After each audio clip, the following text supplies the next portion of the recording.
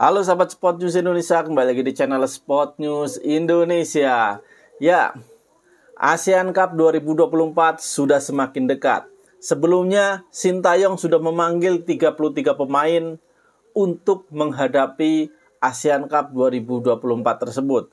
Nah, namun dari 33 pemain tersebut, 2 diantaranya mengalami cedera, yaitu Made Tirto dari Bali United dan Zaki Ashraf dari PSM Makassar, sehingga kedua pemain tersebut harus dipulangkan oleh Sintayong. Nah, ditambah lagi 3 pemain abroad kemungkinan besar tidak akan bisa membela timnas Indonesia, yaitu Ivar Jenner, Justin Hubner, dan Rafael Struijk. Untuk Rafael Struijk sudah jelas ya, klubnya tidak mengizinkan dan hanya mengizinkan bila timnas Indonesia lolos ke semifinal dan final ya. Jadi kalau misalkan sudah lolos ke semifinal, Rafael Struijk boleh ikut bergabung dengan timnas Indonesia. Namun di babak penyisihan, Rafael Struijk tidak diperkenankan oleh klubnya, yaitu Brisbane Roar. Nah, untuk Justin Hubner dan Ivar Jenner belum ada kabar dan kemungkinan besar tidak bisa membela timnas Indonesia di ASEAN Cup 2024 ini. Nah, dengan banyaknya pemain yang tidak bisa memperkuat timnas Indonesia di ASEAN Cup 2024 ini tentu membuat Sintayong harus memutar otak lagi ya, membuat bingung ya, pusing Sintayong. Sintayong saya rasa sangat pusing ya. Ivar Jenner andalan dia di lini tengah ya, Justin Hubner andalan dia di lini belakang, Rafael Struijk andalan dia di lini depan. Jadi dengan ketidakhadiran 3 pemain tersebut, Sintayong dibikin pusing. Apalagi Zaki Ashraf dan Made Tirto juga tidak bisa memperkuat, dipastikan tidak bisa memperkuat Indonesia karena dia cedera dan sudah dipulangkan oleh Sintayong. Nah, sekarang siapa sih yang akan menjadi andalan Sintayong? Nah, untuk back sayap udah jelas ya, Asnawi dan Arhan Pratama. Itu 2 andalan Sintayong di timnas senior sebelum digantikan ya posisinya oleh Calvin Verdong dan Sandy Walsh. Tetapi karena sekarang ASEAN Cup itu Calvin Verdong dan Sandy Walsh tidak bisa bergabung, Asnawi dan Pratama Arhan akan menjadi andalan. Nah, 3 bek sejajar ini yang menjadi kebiasaan Sintayong, siapa sih nanti yang akan bisa ditempatkan oleh Sintayong? Nah, kalau menurut saya di situ ada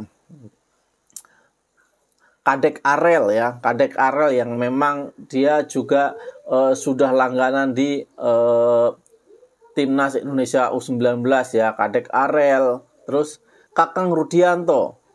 Kadek Arel, Kakang Rudianto, dan Muhammad Ferrari. Saya rasa ketiga pemain tersebut pantas untuk mengisi pos pertahanan ya, 3 bek timnas Indonesia. Nah, diapit oleh Asnawi dan Pratama Arhan yang juga bisa diposisikan sebagai gelandang ya, gelandang sayap. Nah, 5 pemain ini saya rasa pantas untuk masuk winning 11 ya. Nah, untuk di lini tengah, itu yang menjadi PR dari Sintayong. Sangat susah sekali ya. Sintayong tidak memiliki andalan di lini tengah karena biasanya di tim senior juga kan biasanya Ivar Jenner. Nah, makanya Ivar Jenner itu dipanggil untuk mengangkat rekan-rekannya di lini tengah. Tetapi ternyata Ivar Jenner kemungkinan besar tidak bisa ikut dalam skuad Sintayong. Nah, jadi siapa yang akan mengisi pos lini tengah nanti? Nah, kalau saya rasa adalah Arkan Fikri. Nah, Arkan Fikri emang pernah yang ikut dalam skuad Sintayong di timnas ya. Nah, makanya Arkan Fikri kemungkinan besar nanti dia akan mengisi 1 slot utama Sintayong di lini tengah. Nah, siapa lagi? Zanadin Faris. Kita tahu Zanadin Faris adalah andalan Sintayong di pihak U20 dulu ya, sebelum Zanadin Faris cedera.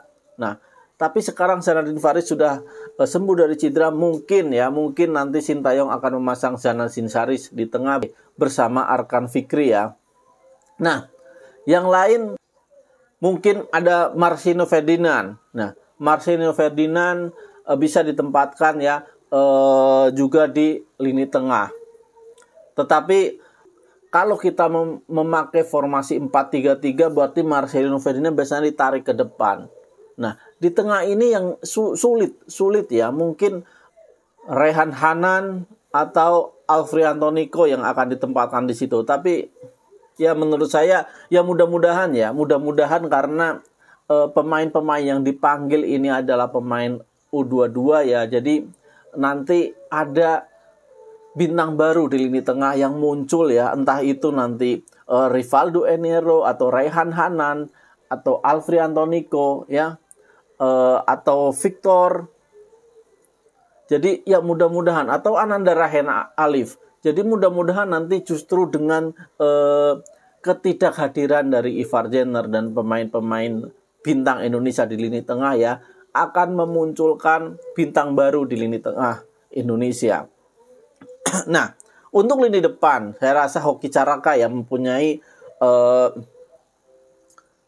tempat utama ya di lini depan karena ketidakhadiran Rafael Struijk. Nah, Hoki Caraka akan didukung oleh Marcelino Ferdinand ya sebagai attacking midfielder ya, atau misalkan wing kanan, dan Ronaldo mungkin ya di wing kiri.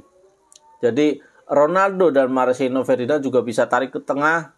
Jadi kalau bertahan memakai 5-4-1. Nah, itu yang biasanya digunakan oleh Sintayong. Kecuali di pertandingan terakhir saat melawan Arab Saudi, Sintayong memakai formasi 3-5-2. Tapi kita patut dinanti ya, mudah-mudahan nanti ada bintang baru Indonesia yang layak untuk dipromosikan ke timnas senior kita untuk kualifikasi Piala Dunia 2026. Nah, dengan kondisi kita sekarang ini memang Sintayong sangat sulit ya meracik strategi untuk bisa menjadi juara di AFF kali ini. Tetapi itu bukan mustahil dan itu mungkin saja terjadi. Indonesia banyak mempunyai talenta-talenta berbakat.